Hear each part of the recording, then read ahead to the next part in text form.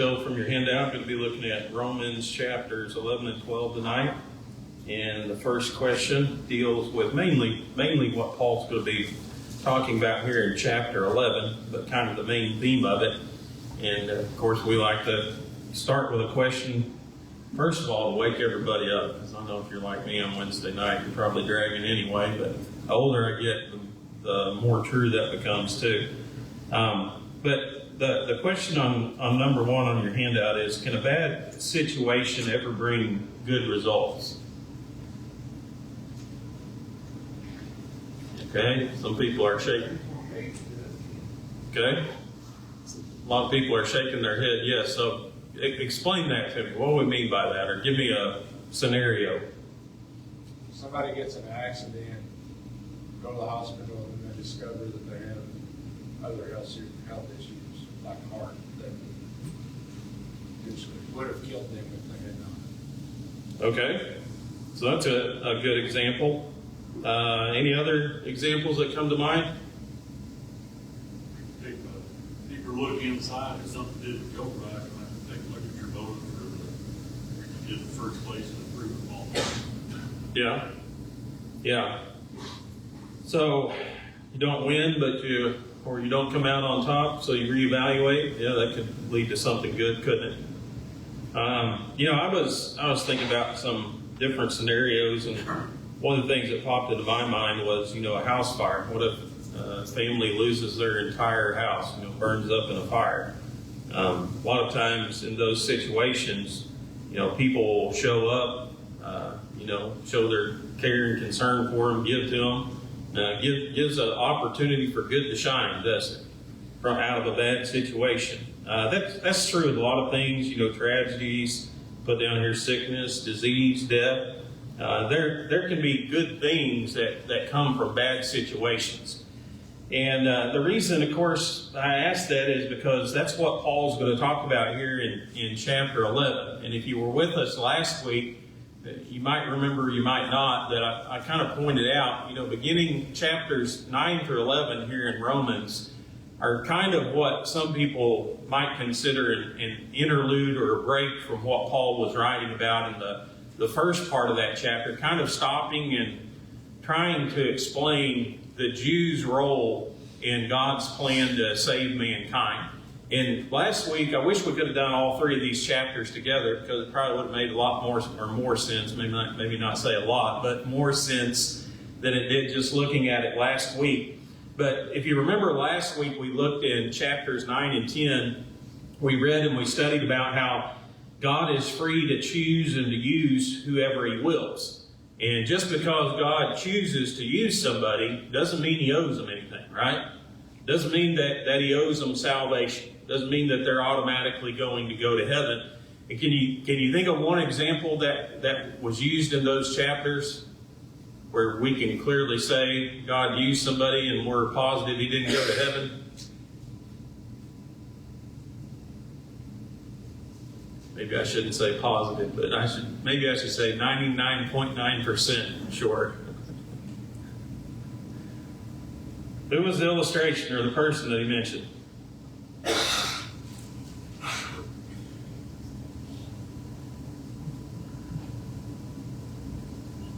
I did a good job last week, didn't I?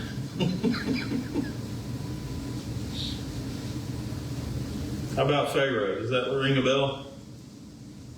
How many people would say God used and chose Pharaoh? How many people would say that God used Pharaoh's life to glorify Himself? Is that the case? Yeah. Does that mean that He owed Pharaoh salvation because He used Pharaoh's life to bring honor and glory to Him?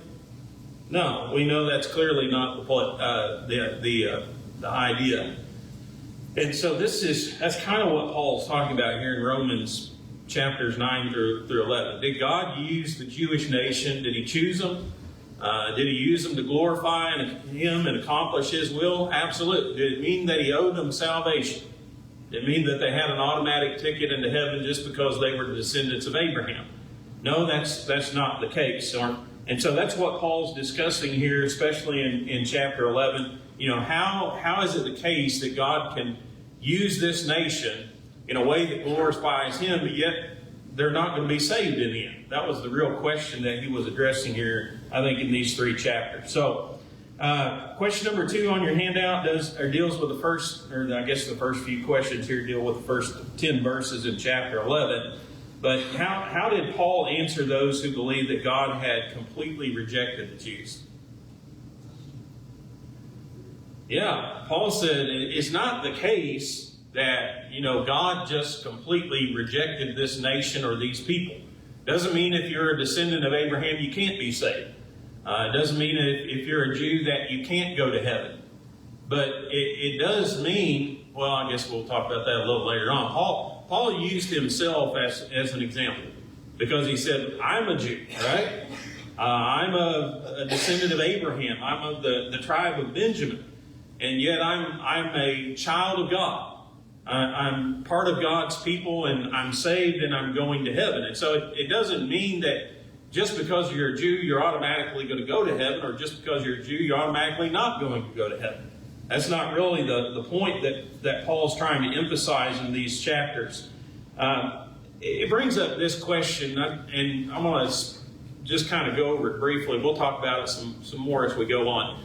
But you look through the Bible, when you have this idea of people who belong to God, God's people we call them. Who are God's people in the Bible?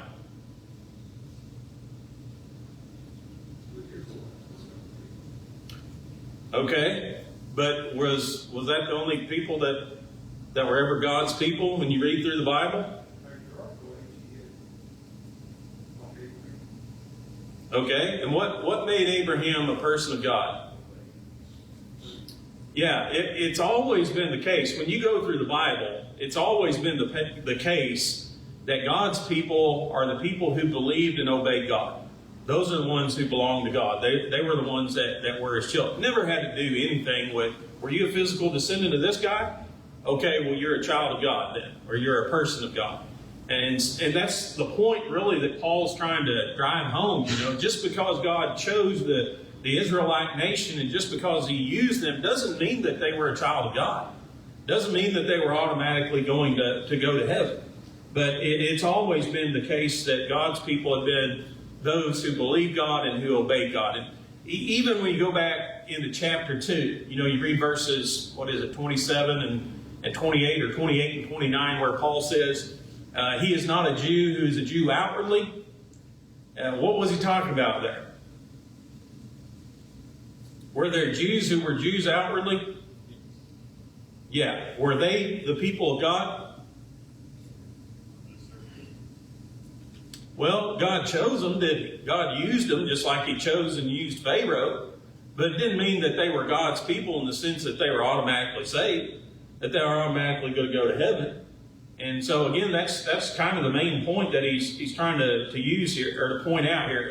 Even in chapter 9, we read that back in chapter 9 last week, in verse 6, where Paul says, "For they are not all Israel who are of Israel, nor are they all children, because they are the seed of Abraham." God did have a people that He deemed as Israel, as His people. Did it mean that was that the physical nation of Israel?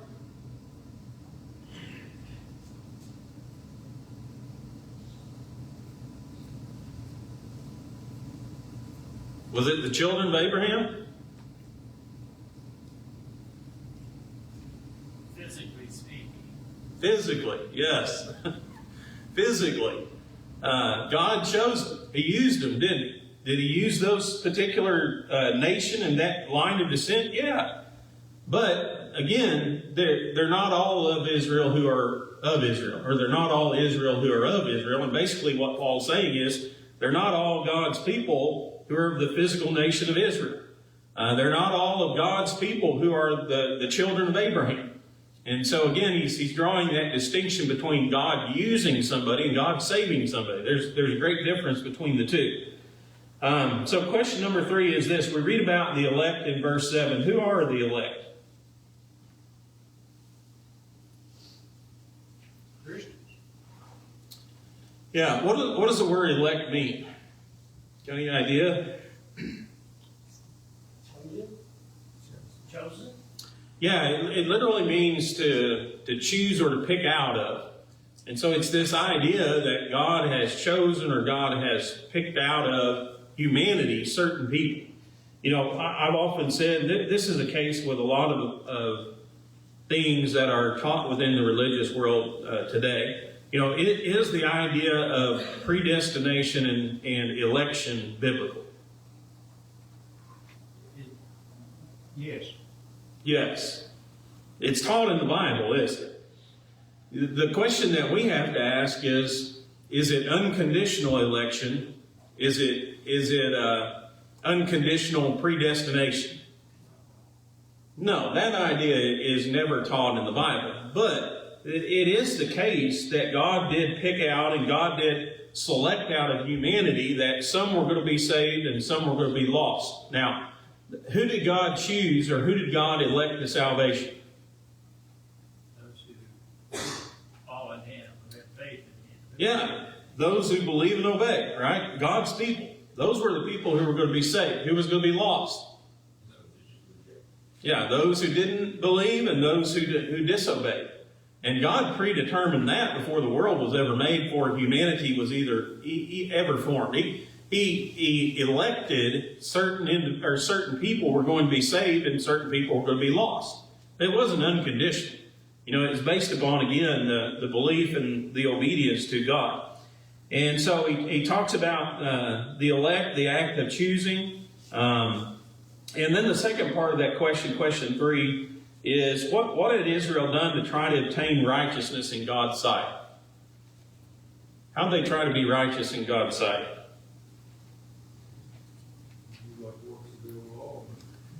Yeah, it was through the law of Moses. That's what Paul has been saying all along. Did they have faith in God? Were they obeying God?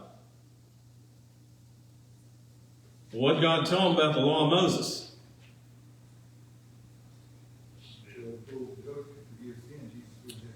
Yeah, it was just a foreshadow of things to come. Was something greater that was to come. The law, Paul said in Galatians, the law was the schoolmaster to lead people to Christ. And so they were stuck with this idea: we're gonna be right in God's sight by keeping this law. The problem is that's not what God told them to do, right? God's plan was never for this law to stay in effect for the duration of men here upon this earth. He said when He gave it, remember the glory of Moses' face was slowly fading away. God foreshadowed the law, didn't He? The glory of that law was going to fade away one day. And so it wasn't through faith and obedience in God that they were trying to be right in His sight. They were like, we're going to stick to this law, and this is the way we're going to be right in God's sight. And so Paul kind of re-emphasizes that once again. He talks about the idea of grafting in the latter part of chapter 11.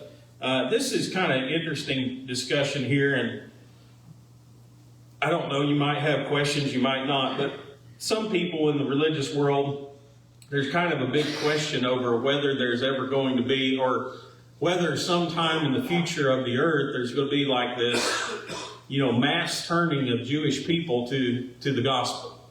And I don't really see it in these verses. I will say this: if it does happen, there's only one way it's going to happen, isn't it? And that's through acceptance of Jesus Christ and obedience to the gospel. That's the only way all Israel or the Jewish nation is going to be saved. But just be aware, there's kind of a discussion about it. Even within the Lord's church, there's kind of a question or a doubt of whether that's what Paul's talking about or not. But Paul does talk about this idea of the salvation of Israel and some things, how God had this masterful plan to save both Jew and Gentile. And so question number 4 is this: if you read through those verses, were the Gentiles helped when the Jews rejected God's plan of salvation? Did that help the Gentiles? Yes. Yeah. In what sense? How did that help? When the Jews rejected the gospel of Christ, then the gospel was sent to the Gentiles. Yeah, and if you go, I'm not going to spend a lot of time on it, but Well, I guess you could look back in Romans 1:16, where Paul talks about, I'm not ashamed of the gospel of Christ, the power of God of salvation to everyone who believes, to the Jew first, and also to the Gentile. And God's plan was the first group of people that were trying to reach with the gospel were the Jews. What happened when the Jews rejected it?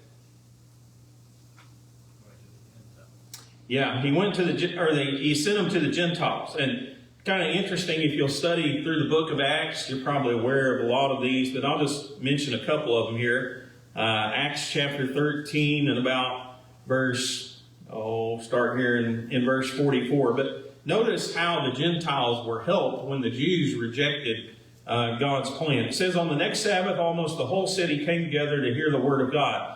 But when the Jews saw the multitudes, they were filled with envy, and contradicting and blaspheming, they opposed the things spoken by Paul. Then Paul and Barnabas grew bold and said, it was necessary that the word of God should be spoken to you first. But since you reject it and judge yourselves unworthy of everlasting life, behold, we turn to the Gentiles, for so the Lord has commanded us. That's what Paul's talking about here in chapter 11. You know, did the Jews' rejection and this is another one of these things here, the Jews' rejection of Jesus and the killing of the Son of God, we talked about how bad a situation. Can good come out of something like that? Yeah, God made a lot of good come out of a bad situation, didn't he? But did it help the Gentiles? Yeah, it helped the Gentiles, didn't it? Because it gave them an opportunity to hear the gospel. God gave the Jews a chance. When the Jews rejected it, then God says, go to the Gentiles and preach the gospel to them. And so it helped, the fact that the Jews had rejected the gospel helped the Gentiles immensely in the first century. If you read this chapter, you'll understand this second part of this question. Did the Gentiles' acceptance of the gospel help the Jews? Yeah. In what sense or in what way? What does Paul talk about there? Do what? They start having fear. Yeah, well, they started to become jealous, didn't they? You know, all these people are now accepted into God's care, and they're saved, and you know they wanted to be in that position too. And so God kind of used both of these situations for these two different groups of people to help one another. But that was God's masterful plan from the beginning. Did God use the Jews? Yeah, He used them. Did it mean they had a free ticket to heaven? No. They had to believe and obey just like everybody else. Question number 5. So to what does Paul liken the Gentiles?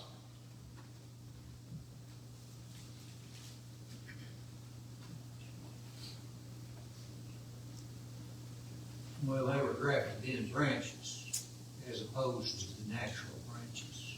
Yeah, the Gentiles didn't naturally belong, and he's using an illustration here, of course, that would have been very familiar in that day and age especially, but the idea of an olive tree. You know, were they originally part of the olive tree? No, they weren't natural branches, were they? The Jews were natural branches. They were part of this original olive tree. But what happened when the Jews didn't believe? What happened to them? Got cut off, didn't it? Got thrown away. And who got grafted in? The Gentiles. Yeah, Paul says you're like, you were one of these wild olive trees out here. But God cut you off and He grafted you into this original olive tree or original plan that He had for mankind. And so Paul's kind of, again, trying to help them understand, kind of the roots and the history of it all. Question number 6, to whom does God show severity and kindness? Paul talks about the goodness and the severity of God, or the kindness and the severity of God. To whom does God show severity? Let's start with that. Those who fail. Yeah, it's the unbelievers and the disobedient, isn't it? Those are the ones who see the severity of God. Who sees the goodness of God?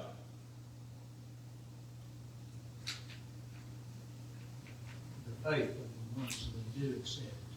Yeah, the ones who do believe and the ones who are obedient. And so because, again, not all the Jews were unbelieving and disobedient, but the ones who were, they were cut off, weren't they? Now, is that condition final? No. What is God, or what's promised, question number 7 here, to those Jews who don't persist in this state of unbelief and disobedience?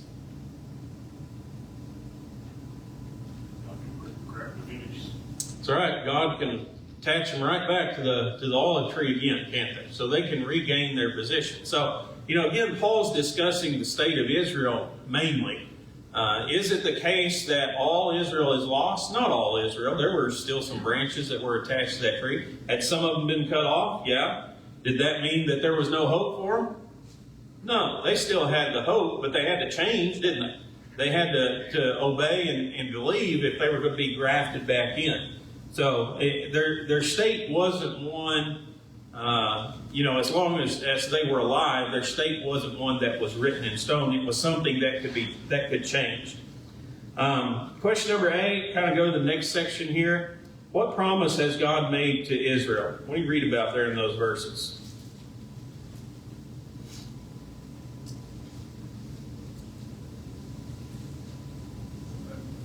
If I'm understanding your question here, he looks back at Israel because of Jesus. They're going to be able to be saved because of it, because of Jesus. Is that what you're talking about? Yeah, and specifically, I kind of wanted to. I better not, because we don't have a whole lot of time anyway. But this is that section I was kind of mentioned a little bit earlier, where there's this question before the end of time: is there going to be this massive massive Jewish response to the gospel? And this is where the idea comes from. But Paul talks about in verse 25. He says, I do not desire, brethren, that you should be ignorant of this mystery, that blindness in part has happened to Israel until the fullness of the Gentiles has come in. And then verse 26, so all Israel shall be saved. And so, again, my question would be this. When you look back through what Paul has written, who's the true Israel? Not the descendants of Abraham, is it? It's the children of God. It's the faithful. It's the obedient. Are all Israel going to be saved? Are all the faithful and obedient going to be saved? Yes. Is all physical Israel going to be saved? No. I don't think the Bible teaches that anywhere. But, just like I said, be aware that there's some people have a little bit of controversy with those verses. They're a little bit of trouble with them. It's the same way in the church today. Yeah, for sure. But Paul talks about this mystery, and some people believe that mystery is about, after the fullness of the Gentile comes in, then there's going to be this massive turning of the Jews because of all the envy and all the jealousy. But I think the mystery that he's talking about there is, he's just told us how God had this super wise plan of how he was going to turn all these people to the gospel. The first one was he's going to send it to the Jew was going to reject it. Then it was going to be an opportunity for the Gentiles to hear the gospel. The Jews were going to see the Gentiles responding to it. They were going to come envious and jealous, and so they were going to respond to the gospel. And I think that's the mystery that he's talking about there. So, obviously Paul explains that in that chapter. Question number 9, in what two contrasting ways were the Jews described by Paul?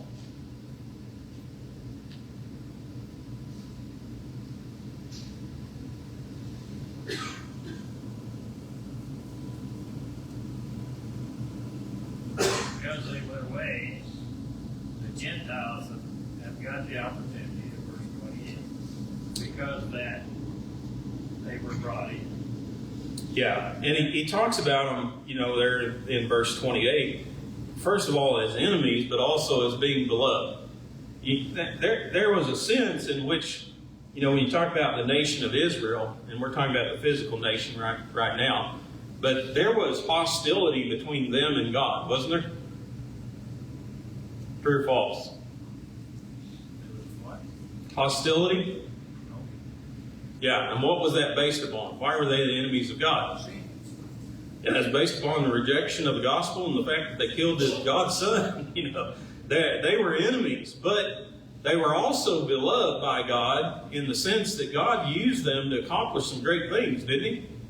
And you can ask the question, just because they were enemies of God, that mean that God stopped loving them? Did it mean that he stopped wanting what was best for them, or wanted them to obey the gospel, or, he wasn't going to fulfill his promises through them anymore? No, none of those things. But it is kind of interesting to think how Paul uses those two contrasting views there. Question number 10, how does Paul describe God's judgments?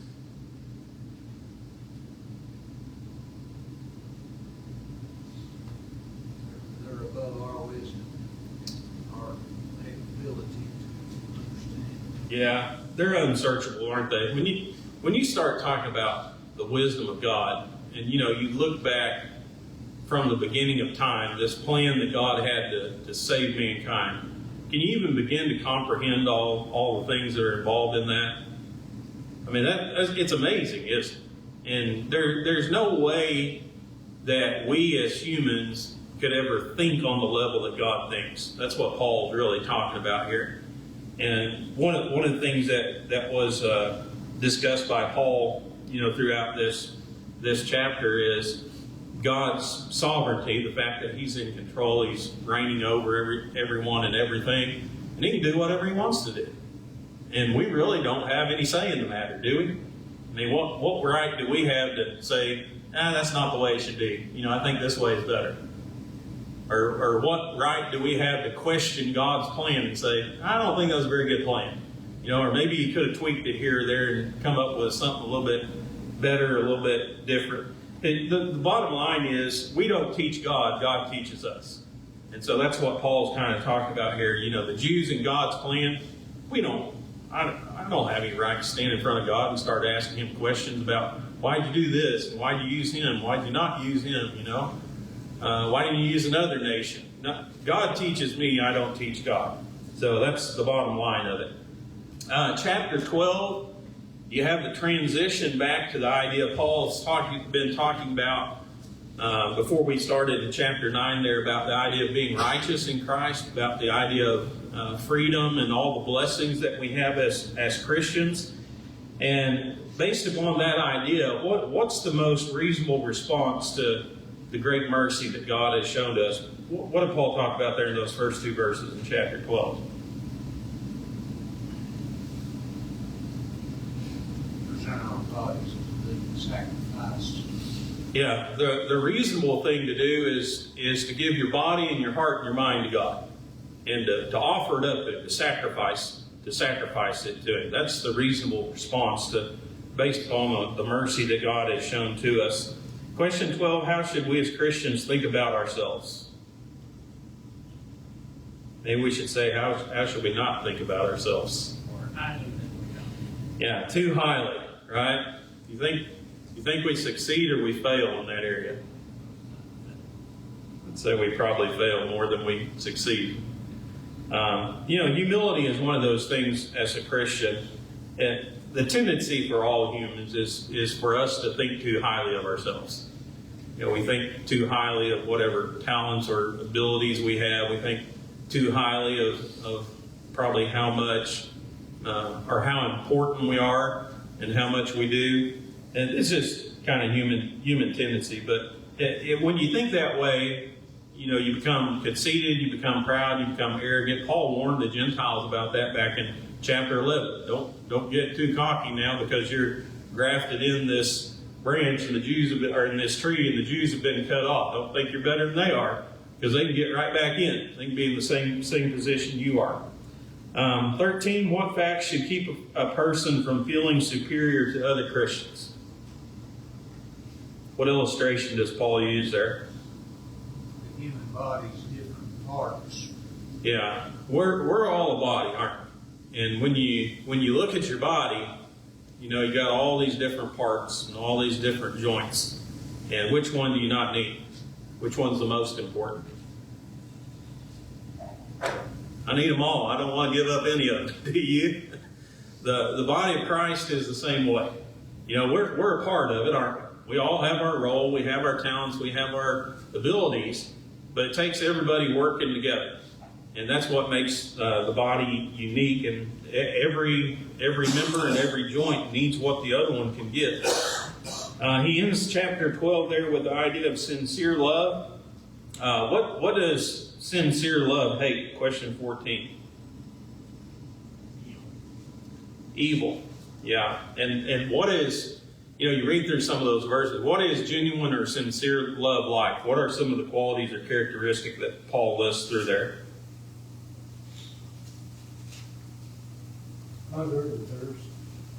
Okay. There's there's several things that he mentions there. One of the things that stood out to me was that idea. Sincere love has this, real love has this tenacious attachment to the truth. Just won't give up the truth. And true love, sincere love, gives to those who are in need. Lives peaceably with everyone. Doesn't seek revenge. Doesn't let evil get the best of us. There's a number of things that he talks about there. Last question here, 15. With whom does God want us to live at peace? Everyone. Is that possible? He didn't address that, did he? No, he did. He did. Is it possible? It must be, or you wouldn't expect it. Well, if it isn't possible to live at peace with somebody, it shouldn't be because of us, should it? That's the main lesson that Paul's pointing out there. Do the best that we can. There are some people that are pretty hard to get along with in this world, but don't let it be because of us. Don't let us not be at peace with one another because of something we've said or something we've done. All right, had to speed through the last. Anybody got any thoughts, comments, questions before we end?